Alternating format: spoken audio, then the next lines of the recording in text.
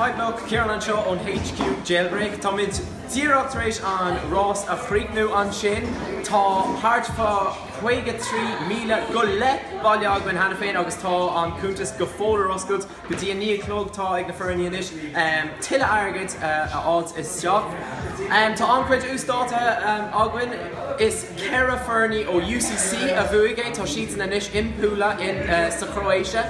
Tá fearn up to hain Rénach agus Sinead go fóil in Dubrovnik a géirí etalt all arás chuig púla, so by sheets now níos té níos sníha. An sin tá Ada agus Éitheán in Belgrade, Serbia. So gatain ar fudfád na háte is féidir muid a leanú go fóil ar Adblock TG4 agus ar Jailbreak HQ freisin.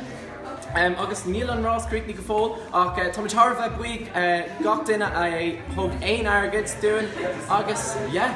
#Gaelú Toshi Creekly. Woo!